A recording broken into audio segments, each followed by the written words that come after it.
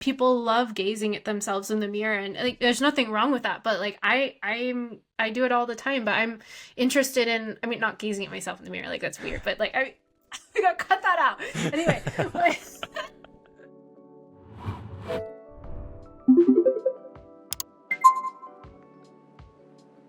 Hi, everybody. This is Josh, co-founder and CEO at Interact. And today we're kicking off a new series here on the podcast. And this series is going to be called Founder Insights. And this comes from a curiosity that we have over here at Interact, which is what is it that makes small businesses special? And one of the ways to get insights into that I think is really interesting is talking to the founders of really special businesses that cater to small businesses and have worked with small businesses for years and years. So here to kick off our first episode of Founder Insights, we have Rebecca Shostak. Man, I was trying not to mess up the last name, so then I messed up your first name just to make that special. First episode, Rebecca Shostak, co-founder and chief brand officer at Flodesk. And Flodesk is, if you're not familiar, which I think a lot of you listening probably are familiar with them because they have a great brand. It's newer on the scene to email marketing, but rising very quickly and known for their impressive design. So Rebecca, thank you for coming on and being the first guest on the Founder Insights. I'm so excited to be here, Josh, and thank you for that glowing introduction. Excited to dig in. Yeah, for sure. So I was doing sleuthing on the Flodesk brand and I went to your brand page and I was really surprised at how much thought went into it. Like you guys did a rebrand fairly recently, right? And it was cool. I was like, this is a very nice rebrand. But then I was reading through it and there's so much there. And going from that leads into kind of the first thing that I am curious about from your perspective, which is what is it that makes a great brand? Because it sounds like from that page, you do a lot of research, like you're pulling from all these different inspirations for the Flodesk brand itself. But from your perspective, both for Flodesk and for customers of yours, what is it that defines like a brand that stands out and is different and is like its own thing? Oh, I love talking about this stuff. So that's wonderful that you visited our brand page, and I'm glad that some of the story came through on our efforts to refresh our visual identity. And I think that's just the thing, right? I mean, from my perspective, when I think about brand, I actually consider that a little bit of a separate identity, a separate entity from a visual identity. So we did recently refresh, you could say we refreshed our brand, but in my view, we sort of refreshed our visuals.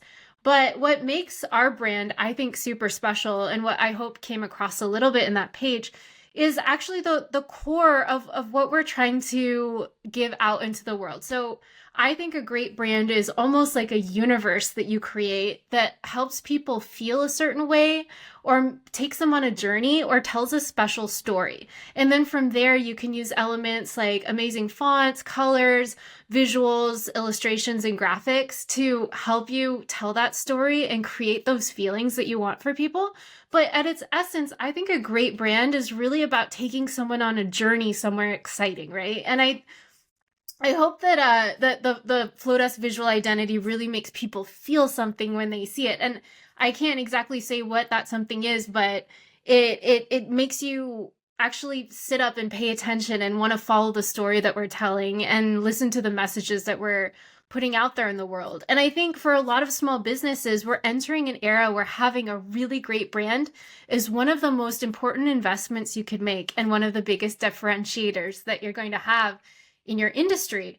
And so I would challenge small businesses to ask themselves, like, what is the essence of their brand? And for Flodesk, as we described in our refreshed identity, it really was going back to what those core principles were that we adhered to when we started the company. And it was almost like a combination of myself and my co-founder, Martha. And Martha is really community oriented. She's a people person. She's so exciting to talk to and charismatic and engaging. And from that, I think we developed this incredible community that lifted us up when we first launched. So that was one part of the brand. And then the other part of the brand, I would say, is more like me, which is a little bit more like design centric and focused on perfectionism and getting every part of the pixel perfect, and that super sans serif clean minimalism that comes from my design background. And so when you put these two elements together, it creates this really interesting dynamic. And that's what we wanted to lean into for the new Flodesk identity. And similarly, for small businesses, I would ask, like, what is the core of what you're doing? What is the message that you want to put out there? And how do you want people to feel when they engage with your brand?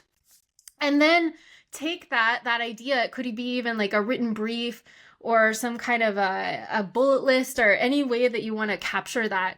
And then start to think about how that can be expressed visually. So that's sort of my view on how what like a great brand is. And I think obviously a very classic and almost cliche example of a great brand is Apple, right? But every piece of the Apple experience is designed to make you feel a certain way. When you get a new laptop, you get this beautiful clean box and you open it up, and then you open up your laptop and it takes you through the onboarding wizard, and it's just this incredibly clean, quiet, calming, seamless experience. And you can tell that every moment of it has been thought out. And then you have a brand like Starbucks, right? Another brand that everybody loves. It's a completely different experience. And when you go to Starbucks, you think about almost like going there with your friends and participating in the wider culture because everyone's talking about pumpkin spice lattes. You know that you're going to be able to go into a Starbucks and get a coffee that's made exactly the way you want it, customized perfectly to you. So that's another example of a great brand experience that goes beyond just the visual identity. Yeah, I like that. So I have two things that I want to dive deeper on because there's so much there that I'm like, oh, I want to know about that and I want to know about that. But one thing is, so I like what you were talking about with the Flodesk brand, where it's like an amalgamation of the co-founders. And that's sounds awesome to me. And then my next question is like, how do you do that? Because I mean, for a lot of our shared customers, right, they're solopreneurs, they are small businesses, and they are the branding person for their company. So do you have any like practical exercises that you put people through where it's like, hey, here's how you connect up who you are and what you want your customers to feel to creating a visual identity and a brand? Yeah, I think that's a great question. One of the things that maybe I didn't touch on in my response, but that I feel really strongly about is that the Flodesk brand almost isn't something that I created or Martha created. It was almost like that's how what we were doing being put out in the world was perceived by others. And then we sort of pulled in their feedback to craft the refreshed visual identity, which we hoped would get us back to our original vision. And so obviously we went through an incredible process, right? And not everybody is able to spend a year on their rebranding process. And they shouldn't, right? Because it really should be an iterative process, especially when you're just starting out. But I think one of the things you can do is actually go and collect the verbiage and the wording that people, your customers or your fans are saying about you on social media. And that's actually one thing we did. We went and pulled comments and feedback that we had in our inbox and blog posts that were talking about Flodesk and YouTube videos. And we took the actual language that people were using to describe us. And then we brought that back into our rebranding process and presented it to Dia Studio, whom we collaborated with for the rebranding. And we actually formed the foundation of our brand refresh on what others were saying about us and how they perceived us. And so in a way, our new brand or our new brand identity is almost like a reflection of the community around us rather than about us deciding what we are. Because I mean, what is identity, right? Like it's especially when you are your own brand, it's like, yes, a part of it is personal. And I think you have to understand a bit about yourself and really get to know who you are and what makes you differentiated in the market and lean into that for your brand. But on the other hand, you also want to make sure that what you're putting out there is resonant with the people that you're trying to communicate with. And what better way to do that than to take the words that they're using to describe you and bring that back into your brand? That's so cool because it's so similar to what we are always telling people at Interact with creating quizzes is like, whatever it is that your customers are saying, however they communicate, whatever resonates with them, that's what's going to make the best possible quiz. And it sounds like you're Yes. saying something very similar Yes, I with love the it. visual. So here's my hot take, if you will. I'm curious your reaction to this. Do you think that in your experience seeing businesses grow over quite a long time, do you think there's a strong correlation between showing up genuinely, authentically, like as who you are as a person and continuing to grow in that? Is that correlated to overall success monetarily and otherwise? Ooh, that is a hot take. I think that in general, yes, but you also have to be smart about it. And I think now this is my hot take, but I've been on a lot of I've spoken at events and conferences, and I've seen other talks being given, especially advice to people who are more personal or lifestyle brands and their face is their business, saying that the most important thing is to show up authentically and that through that you'll become successful. And I think it's a yes and, because on the one hand, you do need to make sure that you're authentic, because people now, they're very sensitive to BS, right? Like they know when you're coming across as being inauthentic or you're selling them something or you're being adsy. Like people are very sensitive to that. But on the other hand, you have to be intelligent about the decisions that you make. And you have to make sure that you follow what people actually want from you. So you need to be able to show up authentically, yes, but you also need to be able to iterate and make sure that you're offering something of true value to other people. You can't just come and start talking on Instagram and expect to start selling things. You need to understand the messaging that comes from you authentically that is most resonant, and then double down on that and constantly be iterating, asking people what they're interested in hearing about from you, right? And you need to be constantly testing new messaging, testing new products, testing new courses, ideas, whatever you're selling, and seeing what people react to. And honestly, if you are showing up as yourself, but you're giving out a message that isn't resonant with your intended audience, then chances are it's probably not going to work. So you need to pivot and try new things. And that doesn't mean you're not being authentic. It just means that you're also being a scientist while showing up authentically as a personal brand. Oh, that's a good one right there. I'm gonna take that line. You got to be a scientist while you're showing up authentically. And my interpretation of that, and maybe this is if this is what you mean, is scientist is constantly running experiments where you're following the scientific method. We have hypothesis, whatever the other ones are. I'm not that good at science, but you are basically like trying to figure out if something is gonna work, and you pair that with your authenticity and showing up as who you are.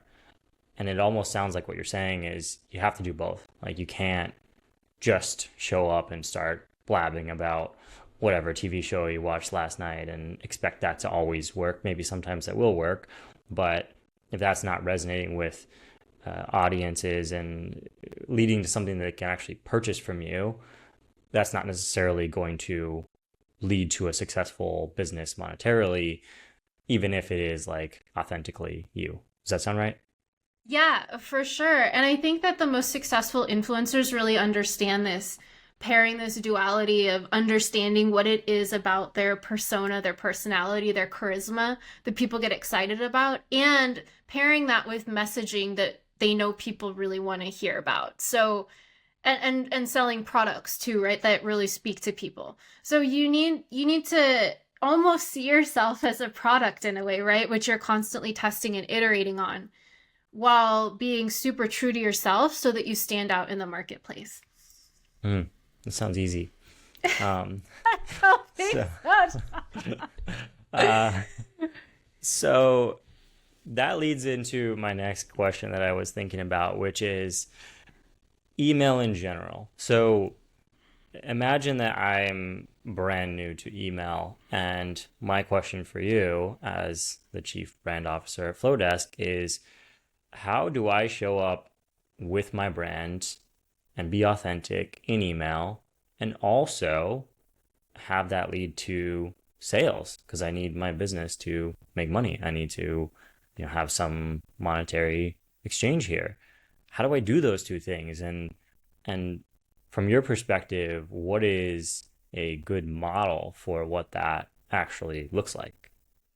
Well, I that's a great question, right? And I think there are so many resources out there that will offer a lot of different tactics and advice for how to make money in the inbox.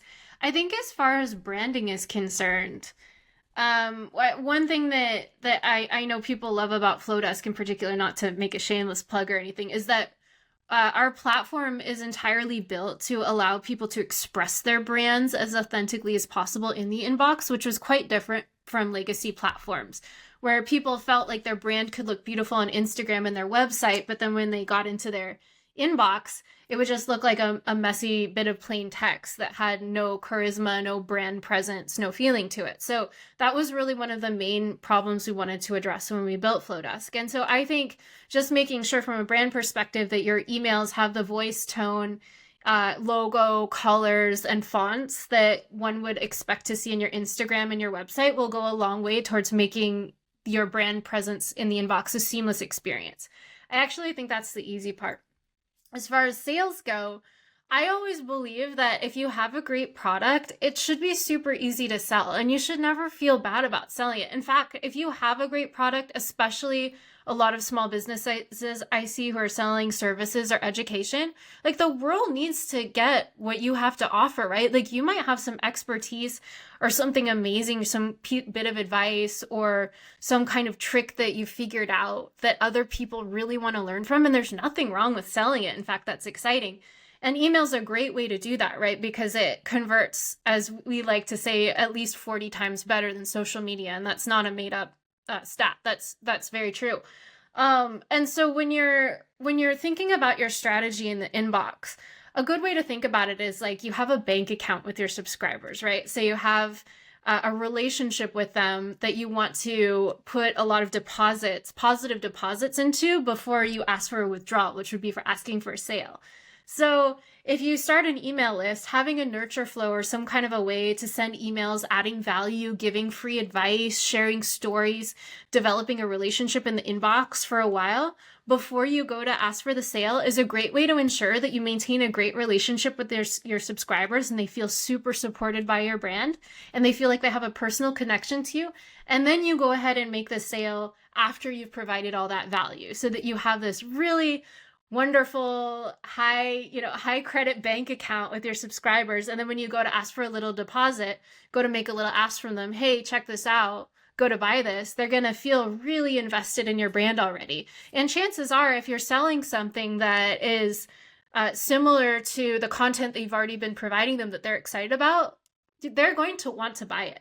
So, just make sure that your email is very clear when you go to sell and always have an offer, some kind of urgency, a discount code, an offer that's expiring, and then make your button, your call to action super clear, like click here to get this.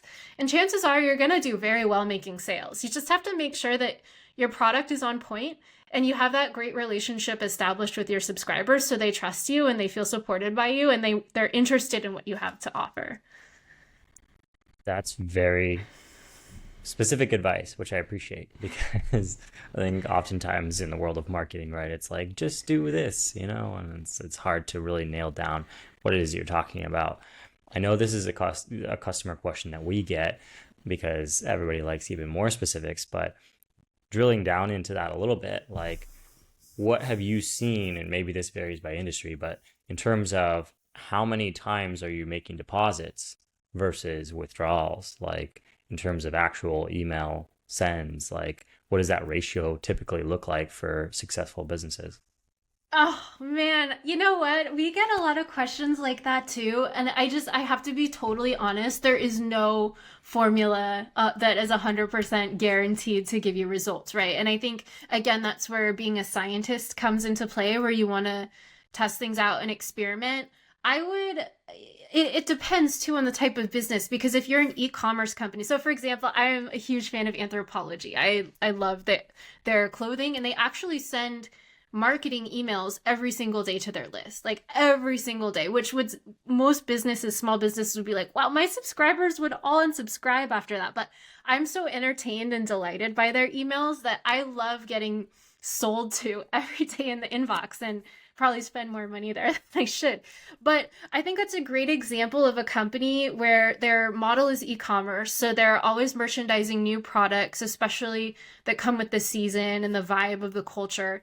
They show up in your inbox every single day and make what they're offering really exciting.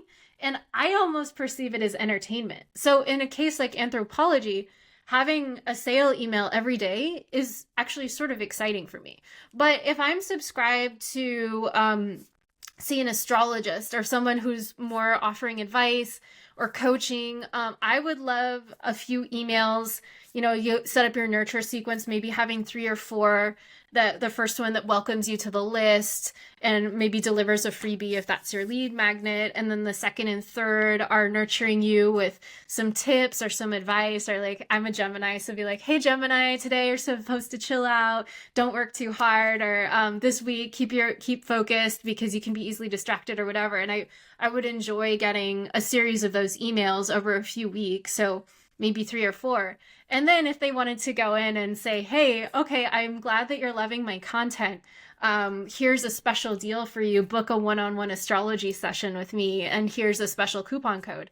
Then I would be very game to sign up for that. So I think that it really depends on your business model and your customer base. But thinking of it like what kind of journey you want to take your customers on and what sort of story you're trying to tell with your brand. Obviously, Anthropologie is telling the story of, hey, we've got all this fresh new stuff coming all the time, and come join us, come be part of the season, come be part of the culture with us. And then the astrologist example is more like, hey, I'm guiding you and I'm going to be like Yoda and guide you and mentor you to success. And then here's a way that you can increase your engagement with me, and here's even a special code to give you some urgency to kick your butt and get you to take action.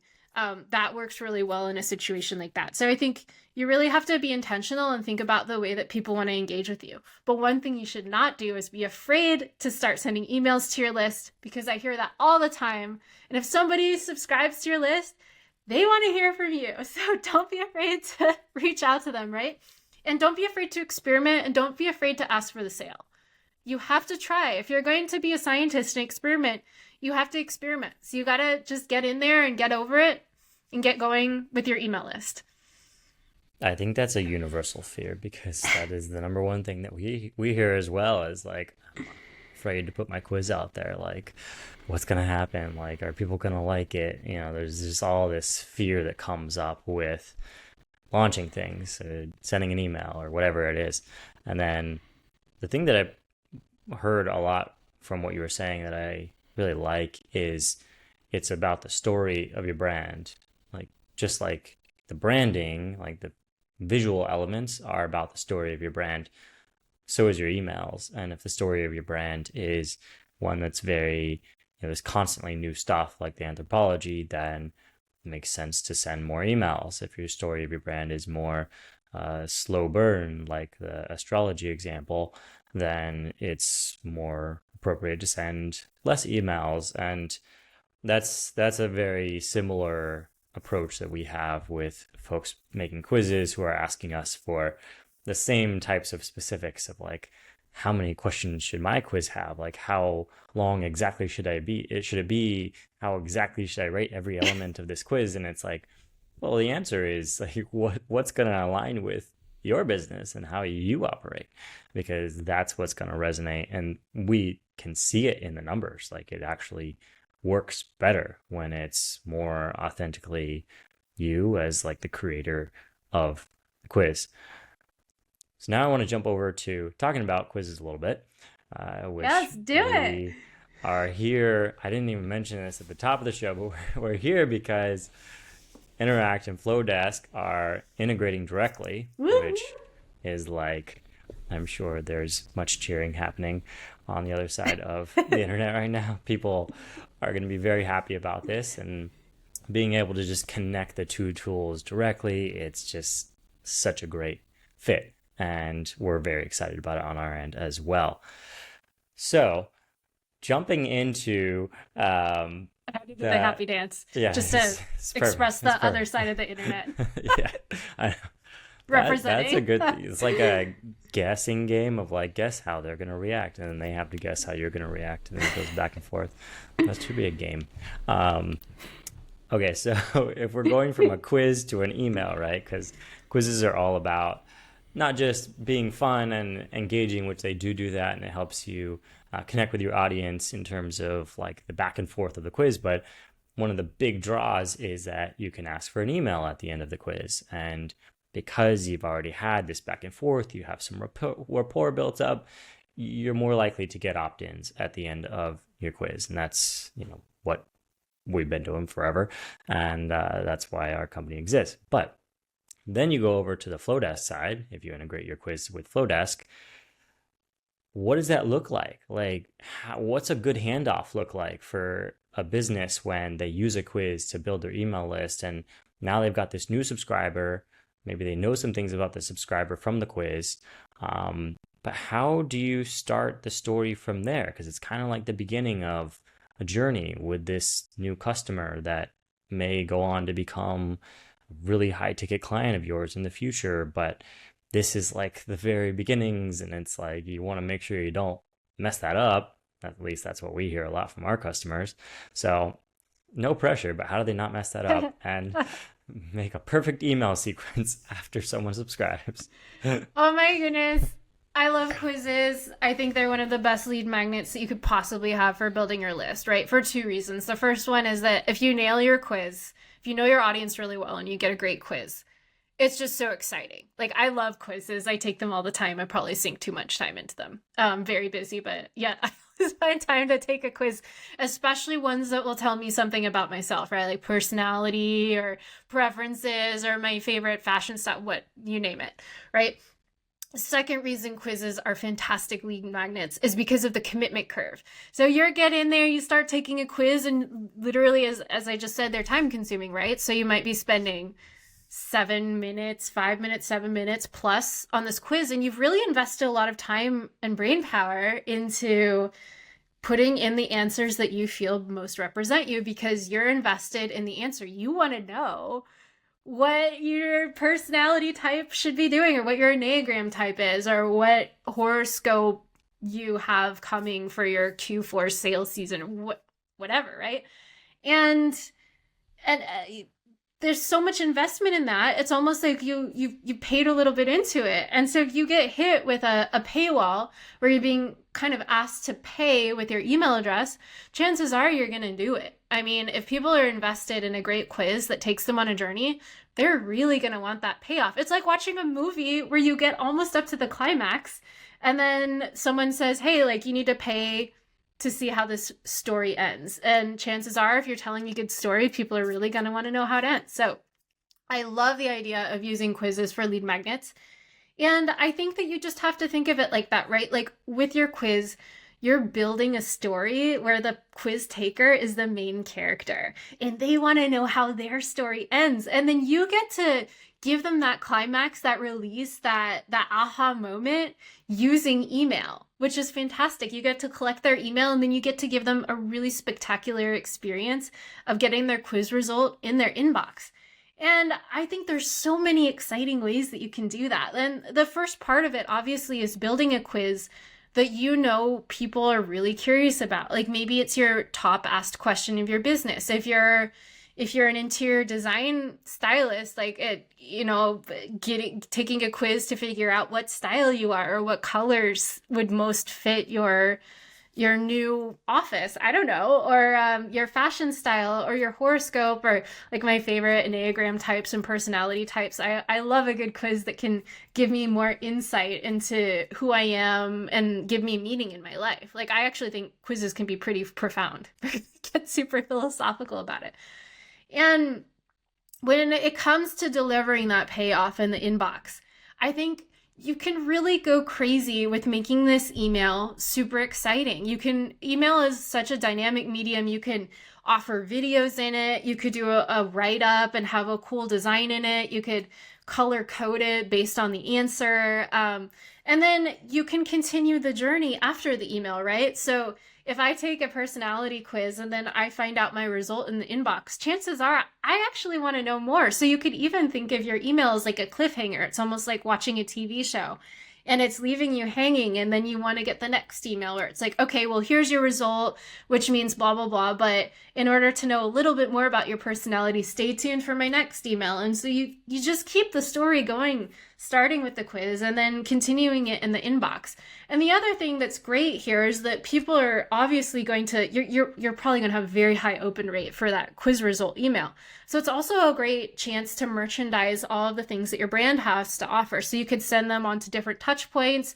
You could give them a special discount. For example, if you're that interior designer and you give them a quiz about the colors of their new office, then you can merchandise a $50 off your first consultation, or even like a free consultation and a book now, and send them off to different places. So I don't know, like, I think quizzes are so exciting because you generate all this energy and all this curiosity, and then you get it into the inbox, and then you can do something with the energy that you've created in the quiz. I mean, it's infinite, really, but think of it as an opportunity to have a captive audience that's super curious about something that you're writing, and then like, what would you like to do with that, right? Would you like to keep re-engaging them over time? Do you want to send them somewhere? Do you want to give them an offer? Do you want to offer them more insight? Do you want them to go visit your YouTube channel? It just depends on your business goals, but this is like a golden opportunity. Yeah, I like the multi-part idea and analogizing.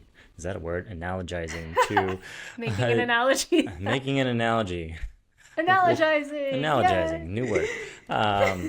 So you're making it like a TV show where each email is like an episode of a good show, like your favorite show that comes to mind, and each episode of that show ends on a bit of a cliffhanger. And I like what you're saying about how it makes somebody curious to know more because it's about them. Like the quiz is about them. They're the main character. Like a video game, you're the main character in this game, or a movie.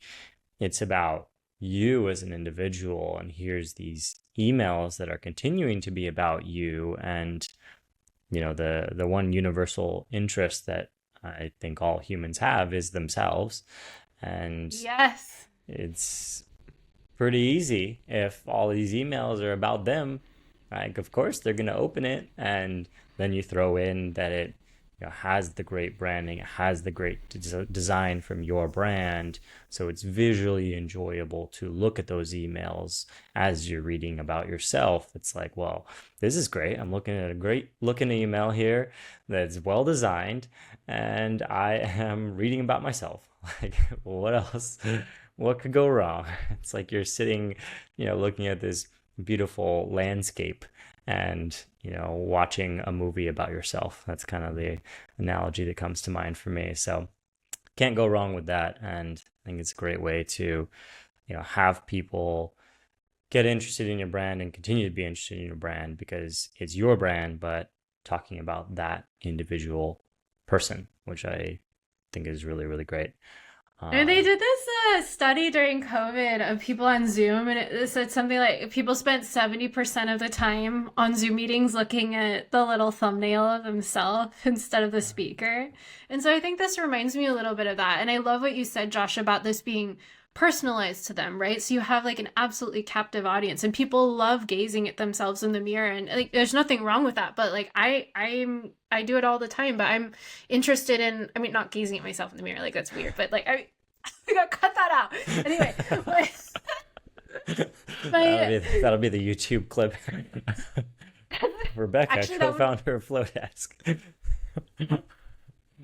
I actually think that would be an amazing hook. Like I'm turning red. No, but I think people love the opportunity to know more about themselves, and the quizzes and the emails, the follow-up emails and the quizzes will feel so personal if you nail the results and really create results that do tell someone something new or fresh or interesting based on the way that they answered the quiz. So I mean, I don't know. I think it's a no-brainer. Like I see it as a golden opportunity to get people to engage with your brand, associate of this personal touch with your brand, feel like they are the hero of a story, and also like knowing that people are for sure going to open these emails, merchandise your best offer in them. It's kind of a no-brainer. Yep. Yeah, I agree. I agree. Um, so if you're out there listening and you have not chosen an email software yet, definitely recommend checking out Flodesk. And now you can get integrated directly with Interact if you go on to build out your quiz. It's a great setup. It's really easy to do. It's like a couple of clicks. Both of our engineering teams have done exceptional jobs getting this integration to just be super simple.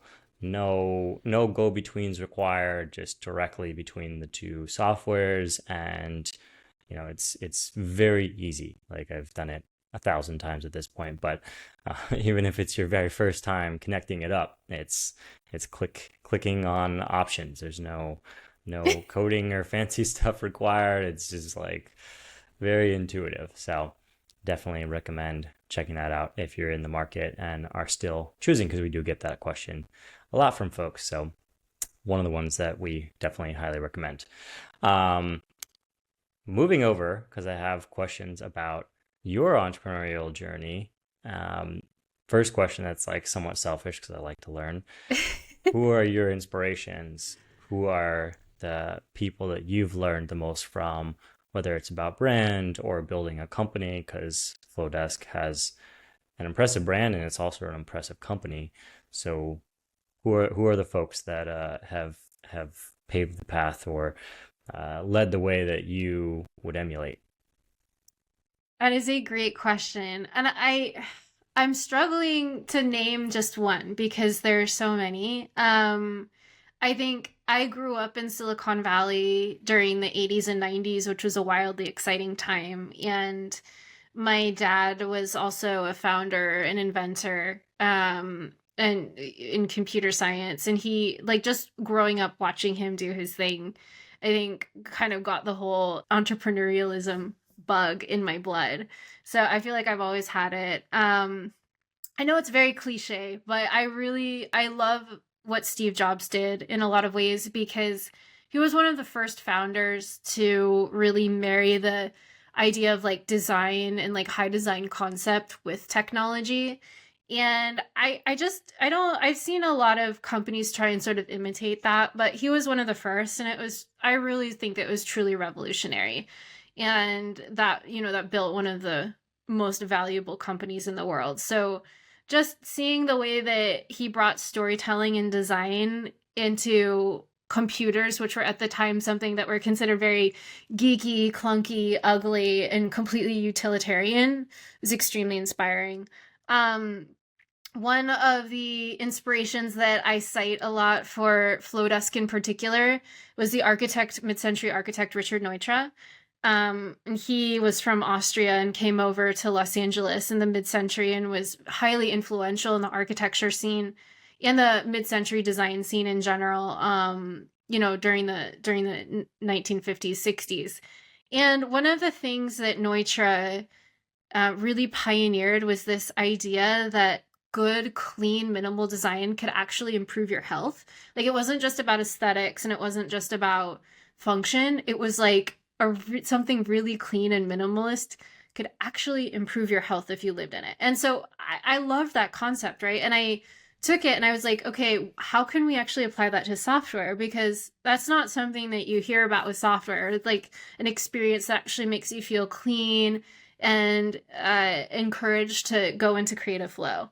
A lot of times it's just about features and functionality. I mean, I think more so companies are starting to get wise to needing really clean design experiences in order to have a successful product. But I do a lot of reading too. I read a lot of essays on design and art history, and I love reading about just like classical proportion, color, form. And I just think that all of these influences sort of go into my mind and like a product comes out. But it's not like I looked specifically to a person or someone's journey, because every single entrepreneurial journey is completely different. And the most successful companies usually make their own playbooks for how they make it or blow it up and get big. And so I like to look at a lot of sources that are sort of outside the tech and the business world that I bring in, which I think gives us sort of a fresh take and a fresh brand versus just trying to copy what other people are doing. Yeah, that idea of it's like there's a bunch of sources that come in and then it filters through your unique way of doing things, and what comes out is product that you're creating or things that you're creating. That's very cool. I definitely agree with that. I feel like if you try to emulate somebody exactly, like you'll end up It's doing always like going to a be a copy. yeah, it's like a cut rate version of whatever they were doing, and it's like who wants to be a cut rate version of something else? It's like better to take in all these inputs and then come up with your own thing. Last question that I have to relate this back to, we both work with small businesses. It's hard to start a small business. You're doing a million things at the same time. Oftentimes it feels really difficult. And I'm sure you get this a lot where people look at you and where you're at and you're like, they're like, it must be all easy. Like everything's totally fine. Like they've got this on lock. Like, Rebecca and Martha are just crushing it all the time, never make any mistakes. Um, the question that I have is, what is something that was harder than you anticipated? Like something that you didn't expect to be as difficult as it was? And what was that experience like? And how did you process through that? Well, I think that's a great question. And it's funny. I laughed really hard when you said, "Oh, like they never make mistakes," because I feel the opposite. I feel like I'm a scientist that's always running experiments and half of them don't pan out. Lucky enough to have some that did, so here we are. I also had a lot of small businesses getting to this point, so not only do I feel like I relate to our customers, but I am one. In a previous iteration of my career, I would have actually been using Flodesk myself for the businesses that I ran. I had Photoshop templates for wedding photographers for several subscription websites, so I really get it.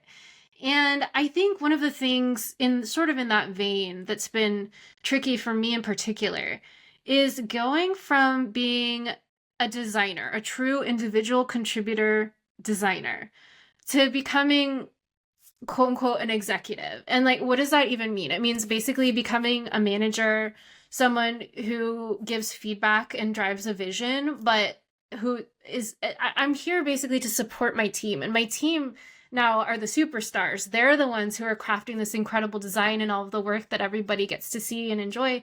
And I'm just sort of here to guide the vision and work that vision through people who are even more talented than I am. And making that transition from someone who was an individual contributor. I was there in Photoshop and Figma, always sending mock-ups to Martha and being the designer and loving to get my hands wet and like dirty and paint splattered everywhere and wearing all the canvas overalls and doing all the fun creative work, to becoming someone whose job it is basically to impart vision and to grow people and have superstar designers as almost my end result, as the product of my work rather than my actual designs. It's been really tricky, right? And there's a lot of ego that you have to let go of, a lot of patience, and a lot of being willing to let other people take something that you've been so close to and run with it, and then the joy of seeing them do it even better than you could. And yeah, like that's been a huge challenge for me. Like I am an artist and a designer at heart, more than anything else. And growing a team and scaling our efforts has been a very, very bumpy journey for me. Like it's been one of the hardest things I've ever done in my life. I appreciate that because it is opening up about something that's difficult, right? And it is hard when you're really good in one area. Like for you, it's design. Like you are, an excellent designer. Flodesk design is incredible, and then to have to mode switch and then go over to how do I become a people developer. And that's difficult. And I think that it is, at least from what I see, a big reason why people don't start companies, because it requires you to constantly mode switch and do things that you're not good at. And yeah, I think just hats off to you for going through that journey and modeling that to, all of your customers and anybody who's listening, because it is really difficult. And especially when you like become really expert at one thing and then switch, I think it just becomes even more difficult. So that is awesome. As we're wrapping up, is there anywhere that people can go to follow along with your journey? Or obviously they can check out Flodesk. We'll link that in the comments, and you can look at the connector between Interact and Flodesk and how that all works. But where can people go if they're curious to kind of follow along your journey or Flodesk journey? Ah, you're putting me on the spot. To be honest, I've invested so much of my mind, body, spirit, and soul into Flowdesk that I haven't really invested in a personal brand. And maybe this is my call to action to do so. I have a little Instagram feed that has a few posts on it, and I plan to post a little more there. So if you want to follow me, I'm rebecca.shostak on Instagram. But I would also encourage you to follow Flowdesk on Instagram, because I do feel like a lot of my energy and the team's ideas and all of our spirit and the fun parts of the brand and the company are come out on our Instagram feed. So between those two places, I think you're in good hands. Perfect. Well, thank you for coming on and doing an excellent job kicking off our Founder Insights series. I think this is going to be super insightful to people. I learned a lot from my perspective because I don't get to deal with brand that much, and I think our audience will love it as well. So thank you for coming on. Thank you. This was really wonderful. I love talking about brand, obviously, and building companies, but I'm also so impressed with what Interact has built. I see so many members who have the quizzes embedded on their websites, and we're huge fans of what you're doing, and we couldn't be more excited for this integration. Well, thank you. Thank you. And if anybody's listening, again, you can connect your quiz directly to Flowdesk now. Very exciting. We're all stoked on it. So yes, no excuses. Get your email list going now. Yes, that is the perfect thing to end on. Get it going. Get that email list growing. Start making some sales.